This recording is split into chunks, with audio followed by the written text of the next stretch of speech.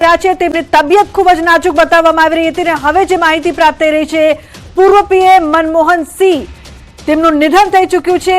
એમ્સમાં emergency વોર્ડમાં તેમને દાખલ કરવામાં આવ્યા હતા।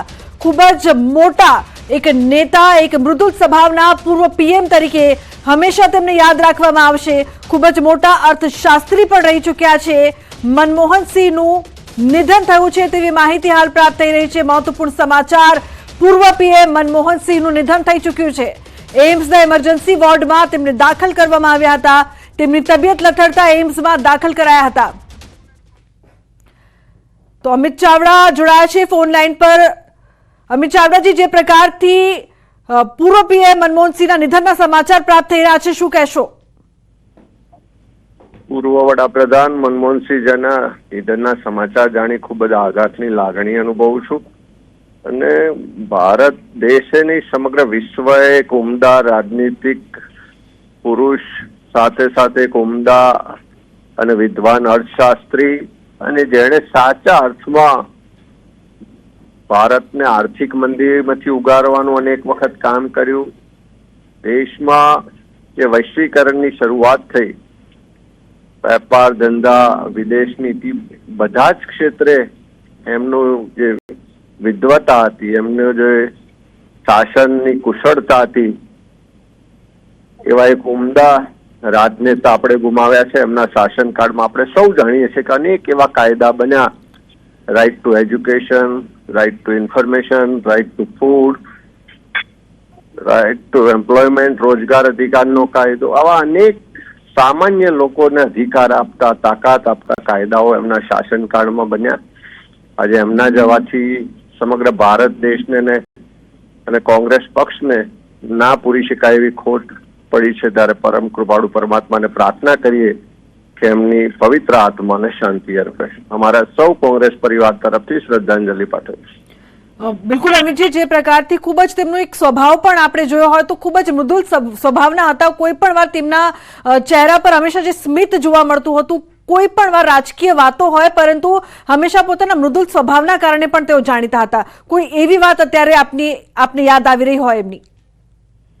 જી, ખાસ કરીને બોલવાનું ઓછું અને કામ વધુ કરવાનું।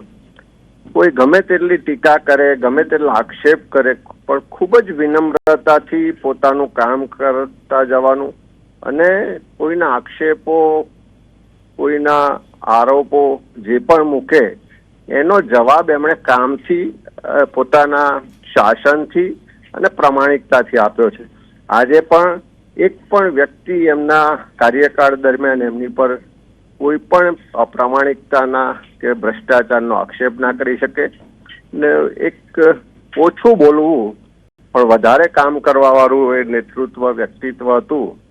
અને વિદ્વાન અર્થશાસ્ત્રીની સાથે સાથે એમણે UPA 1 અને UPA 2માં 10 વર્ષના કાર્યકાળ દરમિયાન આ દેશના સામાન્ય લોકોને પેઢીઓ સુધી, સદીઓ સુધી લાભ મળે એવા એમના કાર્યો અને એમનું શાસન હંમેશા યાદ રહેશે। બિલકુલ અમિતજી, આભાર અમારી સાથે જોડાવા બદલ। તો 92 વર્ષની ઉંમરે તેમનું નિધન થયું છે। क्षति है।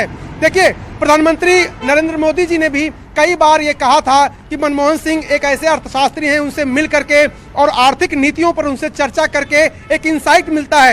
आप किसी की बात करिए, आप सोनिया गांधी की बात करिए, उन्होंने जिन परिस्थितियों में मनमोहन सिंह को प्रधानमंत्री चुना था, जिस तरह से उनके पीछे वो खड़ी हुई थी, खुद का दावा छोड़ा था, जिस तरह से उन्होंने 2 बार देश में प्रधानमंत्री का पद संभाला, तमाम संकट आए, ग्लोबल संकट भी आए और देश में भी मुझे याद है कि आर्थिक एक रिसेशन, एक मंदी का दौर भी आया था और डॉक्टर मनमोहन सिंह ने कैसे उससे निपटा, अर्थशास्त्री के तौर पर कैसे उन्होंने मजबूत नींव खड़ा की। ये काफी बातें उनके बारे में चर्चा करने के लिए, लेकिन फिलहाल ये कि कांग्रेस पार्टी के भी कई नेता ये ट्वीट कर चुके हैं कि डॉक्टर मनमोहन सिंह अब इस दुनिया में नहीं रहे।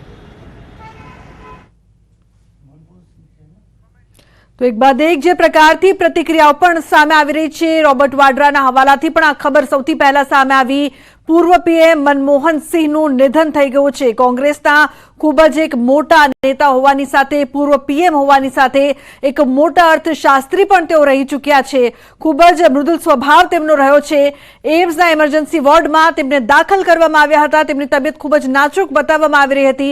તબિયત લથડતા એમ્સમાં તેઓ દાખલ કરાયા હતા। 92 વર્ષની વયે મનમોહન સિંહનું નિધન થયું છે। कर्नाटक में जो कांग्रेस कार्य समिति की बैठक चल रही थी अब से कुछ देर पहले तक और प्रेस कॉन्फ्रेंस में बताया गया क्या हुआ, लेकिन एम्स से जो सूचना आ रही है, जो सूत्रों से जानकारी मिल रही है, वहां पर पूरी व्यवस्था की जा रही है। व्यवस्था इस बात की जा रही है कि अब सारे वीवीआईपी का मूवमेंट वहां पे होगा।